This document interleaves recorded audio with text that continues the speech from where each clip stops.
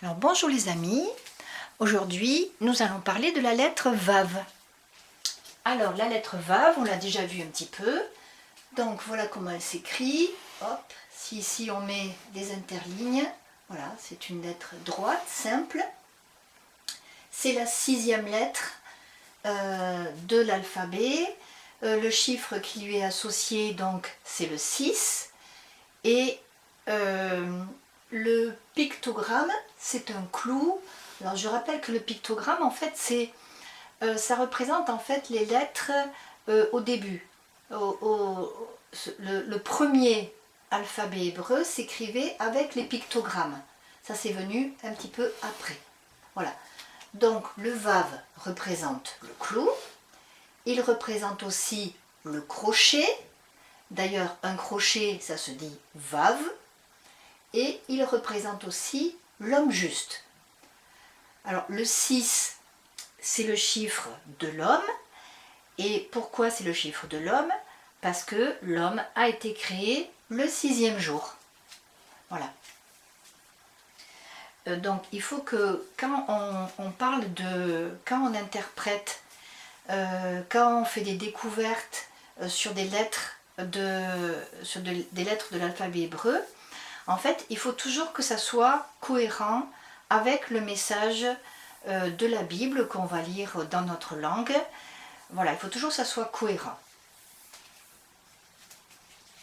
Alors, j'ai entendu plusieurs enseignements sur le Vav. J'écoute aussi pour essayer d'approfondir. Et puis, j'ai entendu deux enseignants juifs qui disaient quelque chose que j'ai trouvé assez incroyable. En fait, ils disent que le Vav, en fait, c'est un iode. Vous voyez, le iode, en fait, vous voyez, c'est la seule lettre de l'alphabet qui ne touche pas le sol. Hein. C'est la seule lettre céleste. Et donc, en fait, le Vav est un iode qui descend sur terre. Un iode qui descend sur terre. Le Vav, c'est le iode qui s'incarne. Voilà, je trouve que c'était magnifique. Alors, nous allons voir la première fois où un iode, ou un Vav, pardon, où on voit un Vav dans la Bible. Alors, voilà. C'est tout simple. La première fois où on voit un Vav, c'est dans Genèse chapitre 1, premier verset. En fait, c'est dans le premier verset de la Bible qu'on va voir le premier Vav. Alors, au commencement, Dieu créa les cieux et la terre. Je ne vous les ai pas fait en hébreu parce que c'est inutile de vous perdre. On va juste se concentrer là où on voit le Vav, et on va voir le Vav dans le E. En fait, le Vav, c'est le E.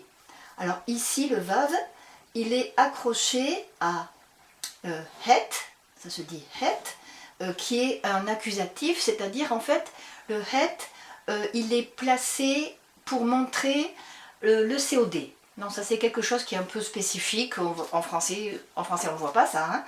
Hein. Donc en fait, et, ça s'écrit juste avec un Vav, mais toujours il est collé, comme les autres préfixes, au mot qui suit. Voilà. Donc le Vav se prononce quand il est devant un mot, il se prononce V ou il se prononce comme un W. Donc là on peut lire wait ou wait. Voilà. Alors qu'est-ce que c'est qui est intéressant? Il ne faut pas qu'on voit, en fait, on n'est pas du tout comme dans on n'est pas comme dans la langue française ou une autre langue. Le et, c'est pas juste une conjonction de coordination. On va voir que c'est tellement plus. Ce Vav, c'est tellement plus. Alors, étant donné que la première fois qu'une lettre est mentionnée, eh bien, il faut vraiment qu'on s'y penche parce qu'il y a une compréhension, il y a une révélation.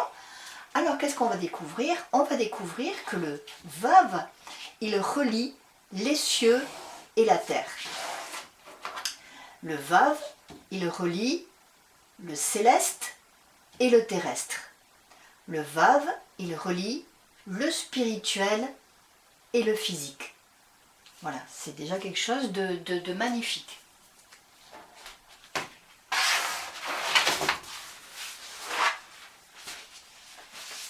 Alors ensuite, je vous propose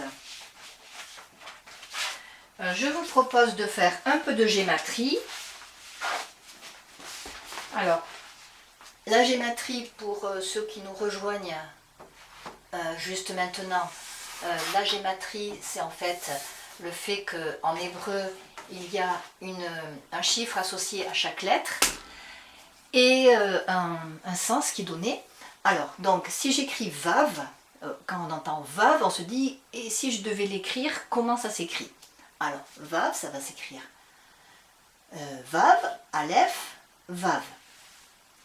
Alors, étant donné que le Vav vaut 6, le Aleph vaut 1 et le Vav vaut 6, si je les additionne, en fait, ça donne 13.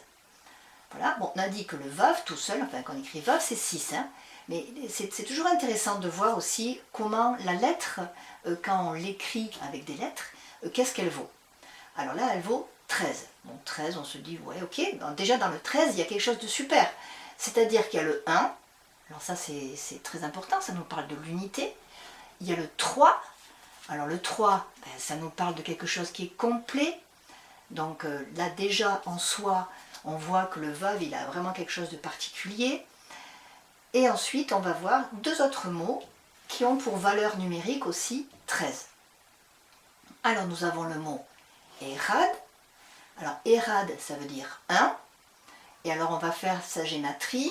Donc le Aleph vaut 1, le Ret vaut 8 et le Dalet vaut 4. Et si je les additionne, eh bien je vais avoir un 13. Et en fait, bon, il y a beaucoup de symbolisme. Je dis toujours, je répète qu'il faut toujours que ce soit, on ne fait pas un symbolisme fantaisiste et indépendant du reste de la Bible. Hein. Donc alors, le fait que ça soit la même chose, là, 13 et 13. Vav, en fait, c'est comme si c'est 1. Mais c'est exactement ce qu'on vient de dire avant. En fait, le Vav, s'il a la même gématrie que le 1, et Rad, c'est parce que le Vav, il unit. C'est ce qu'on a vu. On a vu qu'il unit le ciel et la terre, les cieux et la terre, mais en fait, puisqu'il a comme sens et, eh bien sûr qu'il unit. Donc le Vav, il unit. Donc même gématrie que le Erad. C'est également aussi comme le Ahava. Ahava. Alors, on vient de le voir à la leçon précédente, qui nous parle de l'amour selon Dieu, l'amour où Dieu donne ce qu'il a de plus cher et donne son Fils pour le salut des hommes.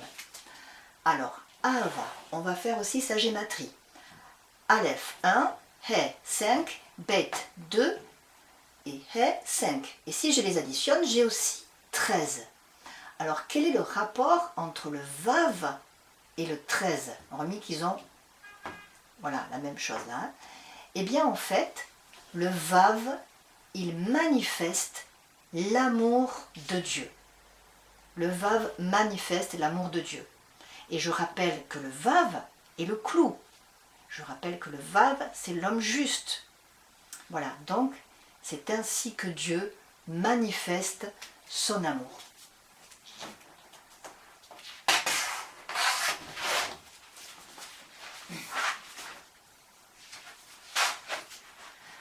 Alors on avait vu au tout début de Aleph. Donc en fait il y a dans l'alphabet hébreu, il y a des lettres simples et des lettres composées. Et donc les lettres composées, c'est-à-dire c'est des lettres qui sont composées avec des lettres simples. Et c'est le cas pour le Aleph. Le Aleph est composé de 2 yods et d'un vav. Et ici, bien sûr, il y a un sens. Et qu'est-ce que c'est le sens? Eh bien, le yod, on a dit que c'était la main, donc c'est la main de Dieu qui se tend vers la main de l'homme, mais ils ne peuvent se rejoindre. On a vu que, en fait, l'homme avait pris son indépendance vis-à-vis de Dieu, donc même si Dieu aime l'homme et voudrait être réunis à lui, en fait, ils sont séparés par le péché, séparés par ce désir d'indépendance. Et c'est pour ça que le Vav est venu, le Vav qui est l'homme juste, Et l'homme juste, en fait, le veuve, normalement il n'est pas comme ça le veuve il est vertical. Il s'est humilié. Voilà, il s'est humilié. Et en s'humiliant, en fait, il a accompli la réconciliation, il a rendu possible la réconciliation entre la main de Dieu, entre Dieu et les hommes. En fait, vous savez qu'un Aleph, c'est accroché. Hein. Ici, ça l'est pas, parce que c'était pour vous montrer le Yod. Voilà, pour vous montrer la réconciliation qui a eu lieu grâce au Vav qui s'est humilié.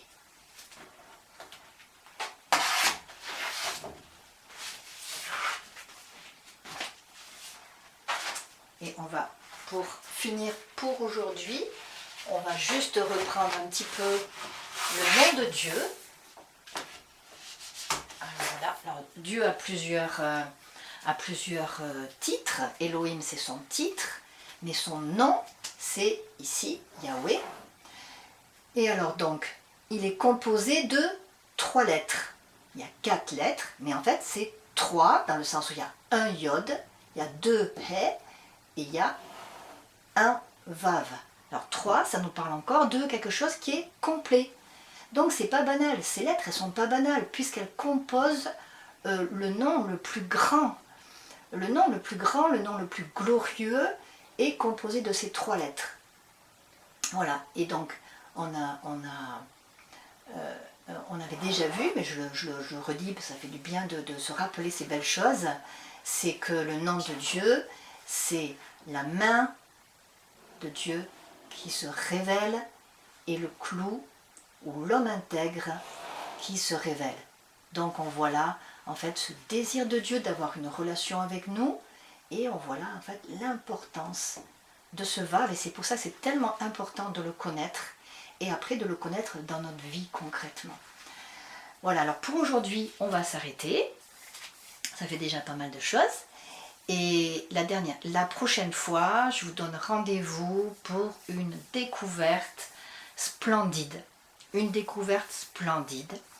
Voilà, je ne vous en dis pas plus. Je pense que je ferai quelque chose de court. Voilà, et je vous dis à bientôt.